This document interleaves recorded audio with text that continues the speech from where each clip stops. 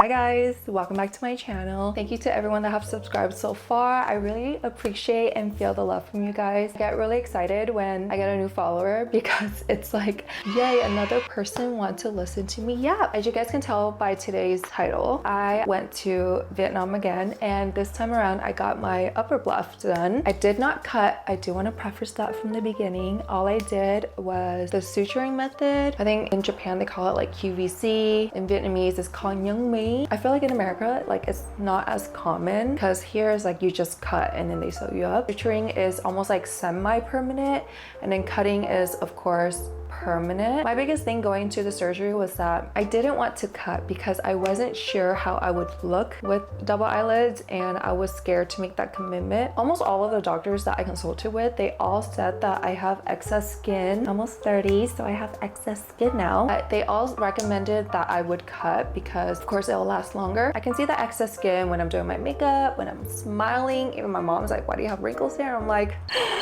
I don't know. They're just worried that Nhung Mi or doing the stitching method, it won't hold as long. Upper bluff is so common in Asia that it's not really considered like a very invasive surgery like it is here. Every doctor that I did consultation with, they don't recommend you to be partially asleep. Like they actually want you to be wide awake, which is very nerve-wracking. That was the scariest part for me because every surgery that I've had, I was either knocked out or like kind of more relaxed. This one, I was mentally fully awake. They want you to be able to open and close their eyes, and they were explaining to me saying that it's very important that you're not too relaxed. Your body's not too relaxed, where when we ask you to open your eyes, they don't want you to be la-da. It's like they don't want you to be kind of like woozy. They want you to be able to open your eyes and close as normal if you weren't doing a surgery, if that makes sense. How I even came up with a list of different doctors was that I joined a couple Facebook pages. It's called like Hội Nhung Mi, Các Mi. It's pretty much a Facebook page / forum where like girls will go in there and share their experiences with different doctors, and it will be doctors from all over Vietnam. So my list of doctors consisted of doctors in Saigon, Hanoi, Da Nang. I think that's pretty much it because those are the 3 cities that I was visiting. So I just wanted like different options there. Pretty much after I joined these Facebook pages, I had to scour through like tons and tons of comments, suggestions, questions. I would either do like the button where it says translate this sentence, or I would just read it very slowly because I can read a little bit of Vietnamese. I can kind of like summarize what they're talking about. I just don't read it as fast. But honestly, joining those forums and those pages has helped me come up with a list of 9 different doctors. I have them here in my Notion. I can send or add a screenshot of all the doctors, and I reach out to every single place through Facebook. They all pretty much conduct business through Facebook Messenger. With each place, I wrote down like the conversation. Most importantly, I wrote down the price, their location, and then I also added like the link to their page just in case I forget who the hell I'm talking to. All of these places are pretty well versed in English. I didn't have a hard time communicating with them, so don't feel like you won't be able to talk to them if you don't speak or read Viet. They do have translators there, but I pretty much did most of the translation for me and my friend. You know, obviously whatever you don't understand, they're very sweet about it. They'll like explain it to you in depth more because they can tell we're Viet Kieu and not people that live in Vietnam. That pretty much summarizes the whole process of how I found these doctors. Someone made a list of doctors or places to avoid because they got botched eyelids done there, and that was very important to me because I was just so scared. You know, the eyes are the window to your soul. If you change your eyes and they fuck it up, you just completely change your whole look overall. Out of the 9 doctors that I did consult with, I went back and forth a lot because I wasn't sure if they're like trying to get me to cut to make more money out of me, or like they truly recommended cutting because that's what my eyes need. Let's say in the future I do have to cut because I have too much excess skin, like I could still do that. I was like, you know what, the money that I'm paying to get this suturing done, even if it only lasts 2 years, like it's worth the money. I think if I were to go to Korea, it would have been at least 1,000, at least. Even if I do get 1 year out of it, it's still worth the damn money. So I'm okay with that. And if I have to cut in the future, that's okay. I'll just go back to Vietnam and I'll do the cutting. Sorry for the scenery change. I had dinner plans. The process of choosing the doctors, honestly, I just went with my gut. I like my doctor's work, but at the same time, she also wasn't like my top choice. Another person, she was in Hanoi, but I almost feel like she was a little too pushy with like, okay, can you send a deposit to it? I don't want to get into it too much, but I did like the Hanoi's doctor's work, but we just didn't have time to fly back to Hanoi to get it done. And then in between, we also had one more doctor that we were like contemplating in going with in Da Nang. We ended up going with my first choice for Saigon. Honestly, I really love my results. I'm just gonna go straight to telling you guys the doctor that I went to, called Bác sĩ Do Ying, and she's in Goya. I think I'm saying that right. She was one of the doctors that got recommended a lot in those Facebook forums. Whenever someone asks like, who's a good doctor in Saigon, who's a good doctor in Saigon, somebody would always recommended her. I also liked the work that she posted on her Facebook page. You also gotta be careful with reading the comments on these Facebook pages because a lot of it could be advertising. But what I did like about Bác sĩ Do Ying is that she had a lot of work posted on her page,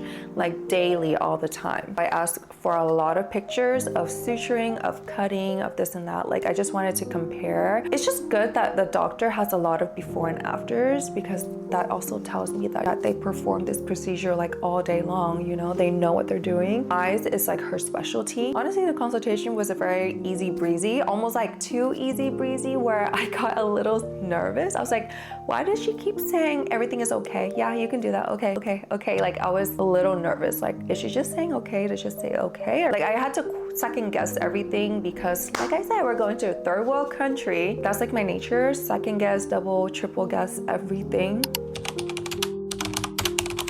Like she was very honest. She's like, for your eyes, you probably just need a size 7. Wouldn't go any bigger than that because you already have a wide opening. You don't want to go too big. It's going to make you look very bug eye, or they call it like jeongmak. Just like your eyes are like popping out of your head and you don't want that. She gave me 2 options for the suturing method. So we can choose like what kind of thread she will put underneath to sew up your eyes. There's just like a regular thread that you use for surgery. The second one is a collagen thread that's supposed to last longer. It heals nicer and it releases collagen. I just went with that one. I went with the better suturing. I paid a total of 7 million dong. So I got a good deal. The results are good. And everybody loves my results. My mom was nervous for me because she's like, I don't know who this doctor is. I don't even know where you found her. Doing your eyes is all about luck. You can either get it done really pretty on one person and then maybe for you or the next person, it might look bad. Said it's all about luck and I wish you luck. And I was like, gee, thanks mom. I'm actually very glad that I waited to do my eyes after my rhinoplasty, only because I feel like after you get your nose done, your eyes changes shape just a little bit.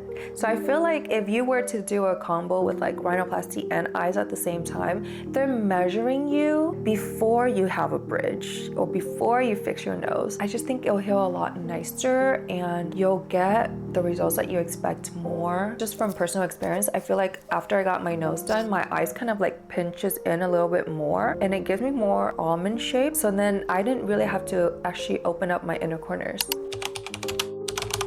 The procedure itself was relatively short. I think in total, my procedure was like 30 to 45 minutes. The scariest part is freaking numbing. That part was, I never want to do that again. Even more painful than doing my rhinoplasty because they don't want you to be a little woozy. They prefer you to be like wide awake. God, my nerves were killing me. She kept saying like, Ranglan. I think she did a total of 4 shots on my eyes. Man, when I'm telling you, the numbing hurts more than the procedure itself.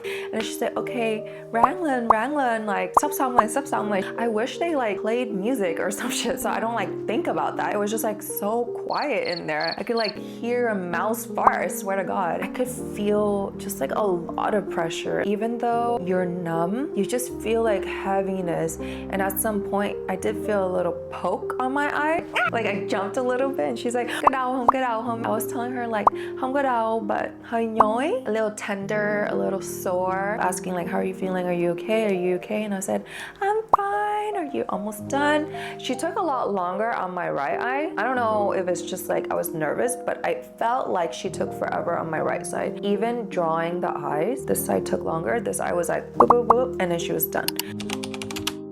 I'm just gonna get really comfortable because it's late. Once you're done, oh my gosh, I look scary. I was like, ah, not cute. You're not cute at all. Not cute at all. Your eyes are still numb, like you don't really feel much. I had to ask her for an ice pack. I honestly think she just like forgot because she already had somebody lined up like right after I'm done. She's doing another person's eyelids, and that girl was like, can I please see your eyes? Like, and then she was like, oh, you actually don't look that swollen. Like you don't look crazy. I was like, girl, are you lying to me? Because I look freaking insane right now. She's like, oh my gosh, okay, I thought it was gonna be a lot more swollen. Mind you, the few days leading up to the surgery, I already was starting to take arnica to prep my body. You don't really feel much, you're just like swollen. We were starving by now. It was like getting pretty late, so we went to go eat minga. I know this really good place. I'll leave Google Maps listing here. It's so good. Came back to eat it again before I flew back because it was just that good. Their specialty was like phaga and minga, so that's all they have. Oh shit.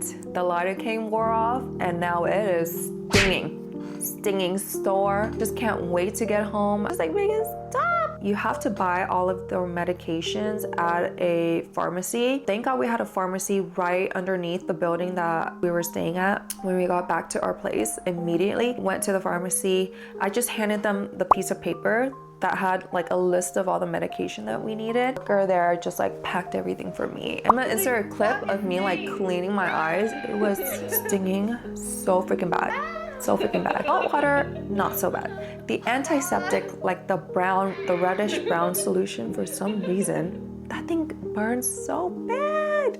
And we have to do it 3 times a day. 3 times a day. That first night was the worst. My skin itself is so thinned. I feel like I bruised a lot longer. I didn't swell too much. I think because I took a lot of arnica, like a lot. I brought a whole pack. If you guys don't know what arnica is, it's a homeopathic plant that they make into these little pellets that you take to help with bruising and swelling. Even that, I feel like I just bruised a lot longer. It was quite a journey, but you know what? The next day I was out and about. We didn't really have to like stay in, but of course, like after a few hours, our eyes were very sore. Make sure that you continuously clean your wounds because it is a wound. Just wear a lot of sunglasses. You want to keep your eyes away from the sun too. So bring a hat. You're gonna go out and about. We went shopping, eating, just like walking around. I didn't want to be like sedentary. I didn't want to just sit all day long. I wanted to move around so like the blood can get flowing, exercise. You have to avoid certain food. You're not even supposed to eat chicken, but we ate chicken. We just like took off the skin, but you're not supposed to have beef, seafood, chicken, eggs. I ate quail eggs, but you're not supposed to have eggs. No ong choy, like raw moong. You can only eat pork. That's it. She said a lot of fruits and veggies to help with the healing. If you're gonna be going to Vietnam, they do pressed juices literally in every cafe, every street stand. So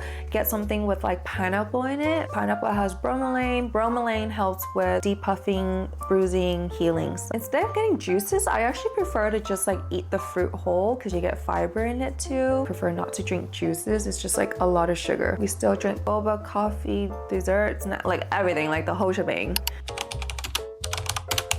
Now that I'm not bruised anymore, I do feel like the line on my right eye is not as smooth curved like the left side. I don't know if because this eye is like more of the problematic side. I feel like I have like a twofold. But I mean, of course, when my eyes are open, they're even. That's like my only complaint. Everything else is good. Like I like how big my eyes look. I don't want it to get smaller than this. It's only like 1 month out since I got the procedure done. She did give me a 2-year warranty. So if I have any issues, she said just come back within the next 2 years. I got my money's worth. Like I got my money's worth. If you are going to cut, you need to make sure you have enough time during your healing because you have to come back to remove your stitches. Please make sure that you set aside at least 7, I would say 7 to 10 days just to be safe because you remove stitches around the 7th day. I would say just a couple days longer just in case you have any complications. You can just go back, fix it or take a look, anything like that. Because I did the suturing method, you actually don't have to remove any stitches, you can literally get them done and then head back right away. Did my procedure on Monday and I flew back Saturday. Monday,